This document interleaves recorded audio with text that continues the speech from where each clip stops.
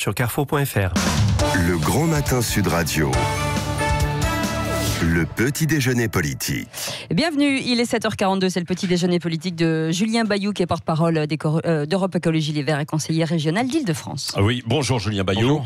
On va parler de la forêt amazonienne, du sujet du climat notamment qui va être évoqué, enfin qui est déjà un peu évoqué plus ou moins au sommet du G7 dans un instant. Mais je voudrais quand même que l'on comprenne, et les auditeurs aussi avec nous, vous aviez les universités d'été à Toulouse.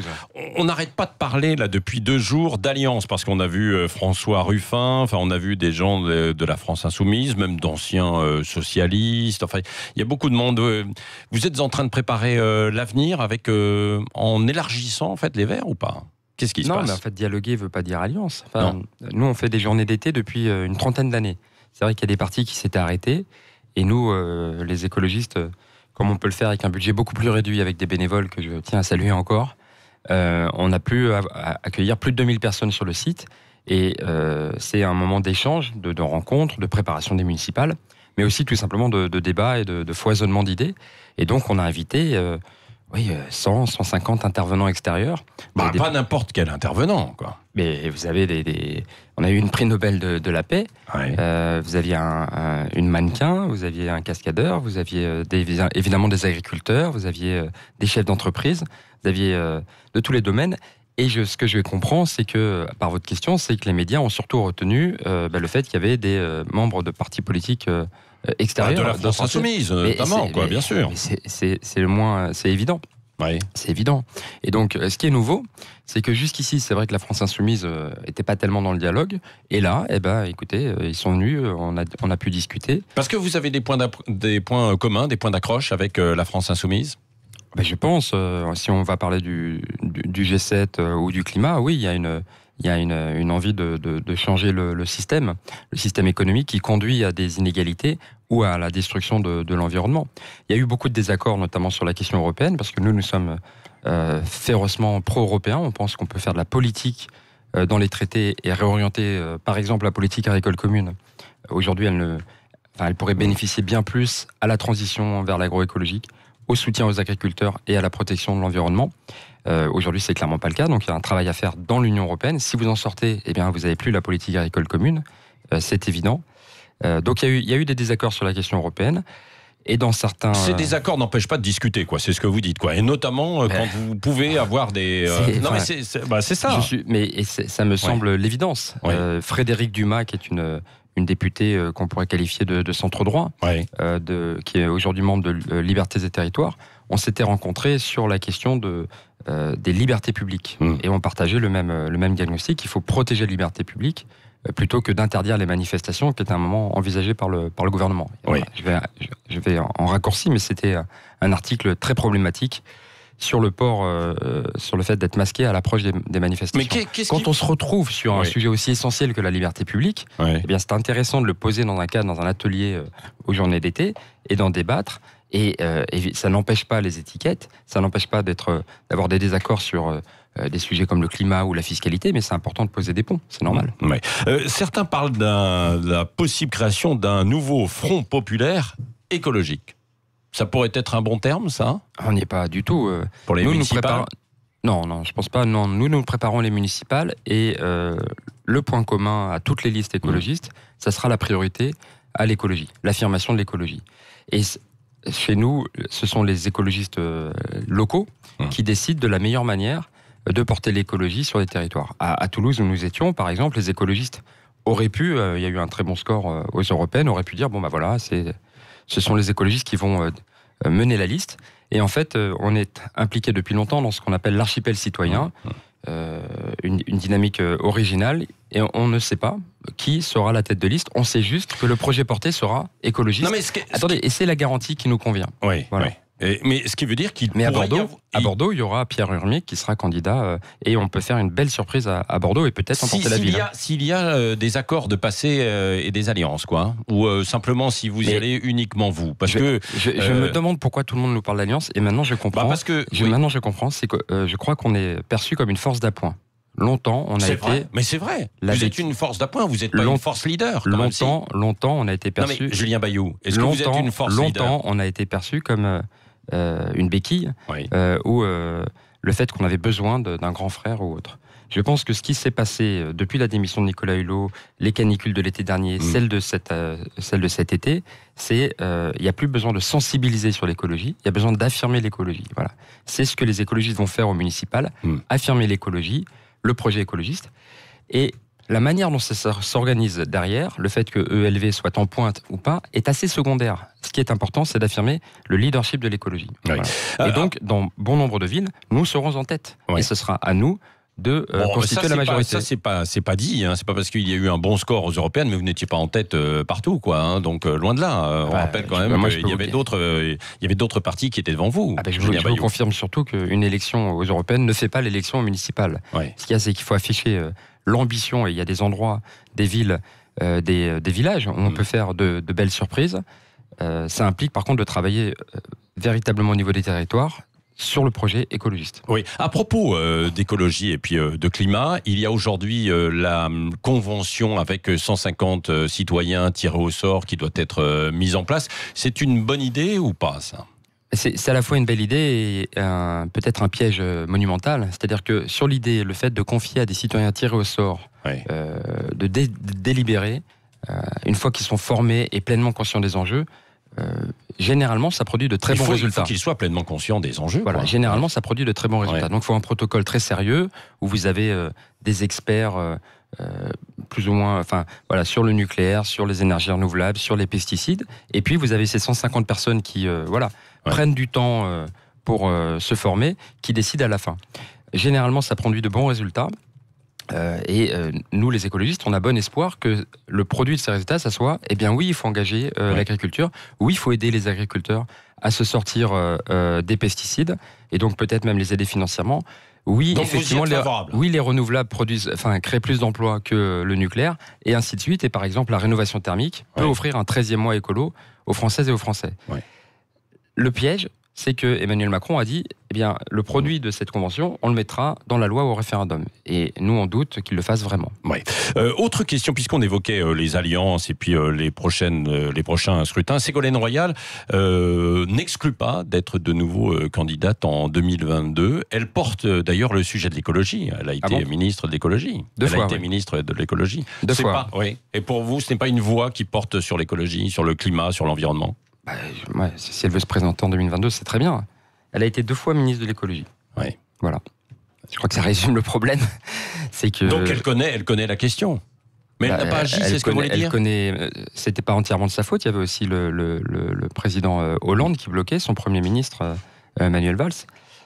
Mais donc le fait de dire qu'elle a été 2 fois ministre de l'écologie, quand je dis que ça résume le problème, c'est que c'est un changement complet de système qu'il faut organiser. Oui. Vous voyez, il faut, les mesures qu'a prôné Ségolène Royal, à un moment, elle a quasiment encouragé les chasseurs à braconner des espèces protégées. C'est son bilan en matière de biodiversité.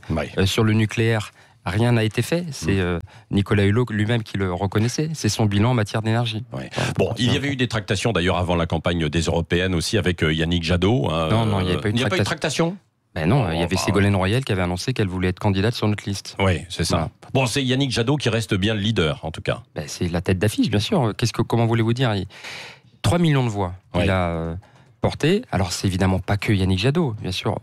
Si le mouvement n'avait pas été aussi résilient, on n'aurait pas pu porter cette campagne. Il y a ses colistiers, je pense à Marie Toussaint ou Damien Carême et les autres, et puis les militants du quotidien. Mais clairement, bien sûr, Yannick Jadot, c'est le premier des écologistes aujourd'hui. Oui.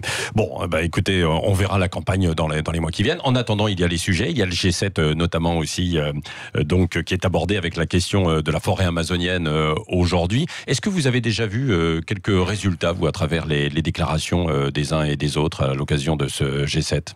Déjà, il faut souligner à quel point c'est dramatique. Là, on parle de milliers de départs de feu.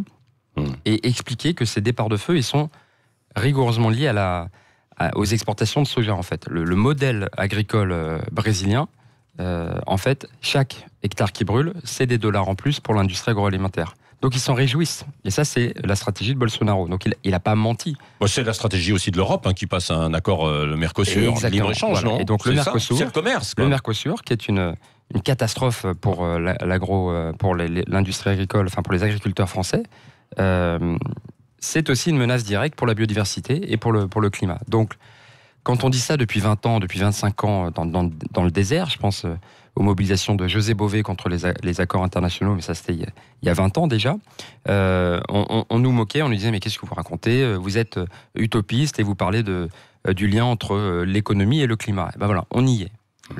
Ces accords contribuent directement à détruire la planète. Et donc il faut en finir.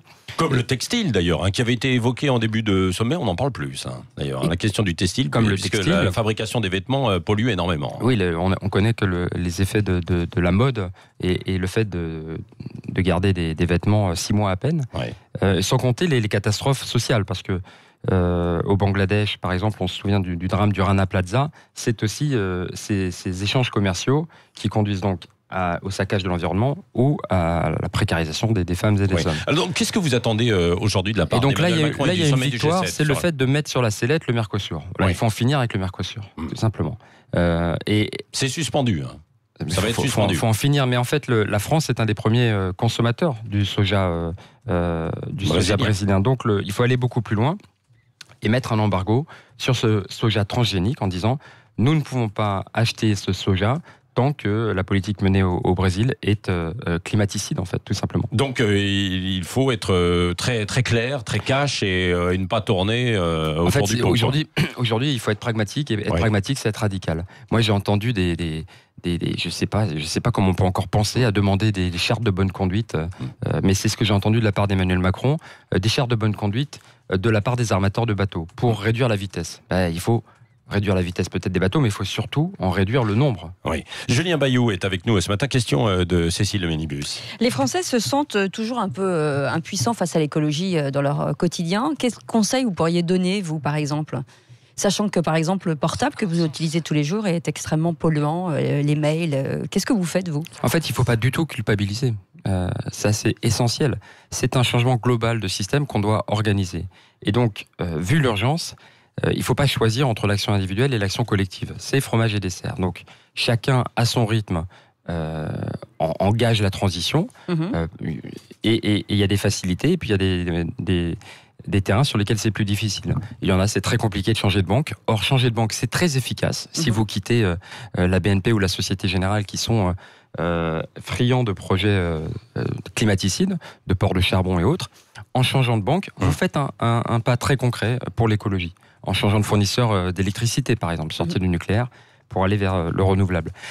Réduire la consommation carnée ne veut pas dire forcément devenir végétarien, mais ça a un impact. Et donc peut-être choisir une meilleure viande plus locale, plutôt que justement ces viandes ou ces élevages industriels d'Amérique du Sud. Ça a un impact très concret. La réduction des déchets. Et là, on peut rentrer carrément dans le lien inextricable entre écologie et puis justice sociale. C'est que sur beaucoup de sujets, être écolo, en fait, c'est être économe. Si je parlais avec, moi je ne le fais pas, mais je parlais avec quelqu'un qui m'explique qu'il fait sa propre lessive, est passé de 4 € à 40 centimes. Donc c'est divisé par 10. Ouais, c'est vous vrai. le faites pas, vous ? Moi je le fais pas, mais j'aimerais apprendre. Bon voilà. Cécile va vous donner. Moi, des j'ai commencé cours. par la banque. Non mais c'est voilà. Bon. Et je sais que c'est pas forcément le plus évident. Mais se dire que changer de banque, j'insiste là-dessus, passer au crédit coopératif où il n'y a pas de paradis fiscaux. J'en profite pour faire un peu de pub. Eh bien, c'est très très concret. Bah oui, ils seront peut-être sponsors demain sur Sud Radio, parce que vous avez fait de la pub. Juste d'un mot, la compagne de Yannick Jadot. Mais pardon, je voulais dire qu'il y a, évidemment, il faut faire ce pas sans culpabilité. Voilà, il n'y a pas de sujet. Mais c'est un changement plus global. Si on devient tous à faire notre propre lessive et changer de banque, ça ne suffit pas si on permet à Total de forer au large de la Guyane. Et puis ou si on laisse et puis il faut que ça se fasse aussi à l'étranger, quoi. Parce que, si on laisse Bolsonaro, Chine, cramer la planète. Oui, donc il y a besoin de cet engagement et d'interdire des activités qui sont polluantes. Il n'y a pas que Bolsonaro, les autres aussi ont laissé cramer. Il y avait même plus d'hectares qui ont brûlé il y a quelques années. Oui, mais là il faut balayer devant notre porte. Parce qu'en Guyane, le gouvernement, nous avons une part d'Amazonie. Oui, c'est vrai. C'est même la plus longue frontière de la France avec le Brésil. Nous avons une part d'Amazonie et en Guyane, le gouvernement autorise les mines d'or. Oui. Et c'est un saccage pour la biodiversité, c'est un danger de pollution pour les populations locales au mercure. C'est pas possible de donner des leçons à la planète sans faire balayer devant sa porte. Oui, Julien Bayou, d'un mot, la compagne de Yannick Jadot, Isabelle Zaporta, va s'engager auprès de Gaspard Ganzer.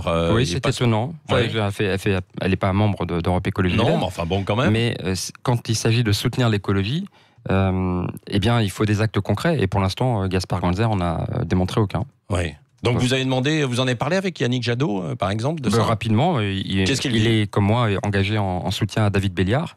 Et voilà. Oui, c'est un peu étonnant, quoi, effectivement. Ouais. Bon, vous, votre c'est-à-dire que je crois que c'est un couple, pas une caserne, vous voyez. Ouais, donc, ouais. Non, mais ça, c'est vrai. Évident. Et je retiens quand même que Isabelle Saporta, elle est écologiste, elle est engagée sur l'écologie. C'est la stratégie, peut-être que. Juste un mot, Total a arrêté avec la Guyane. Hein. Non, Total a cherché à forer en Guyane. Oui. Et ils ont trouvé qu'il n'y avait rien. Et moi, j'en veux au gouvernement qui l'a autorisé à faire, vous voyez. Parce que là, heureusement, ils n'ont rien trouvé, mais ils auraient pu continuer, et là, ça aurait été problématique. Merci Julien Bayou, porte-parole d'Europe Écologie Les Verts et conseiller régional d'Île-de-France, qui était l'invité ce matin de Sud Radio. Restez avec nous, 7h58, c'est le Grand Matin Sud Radio.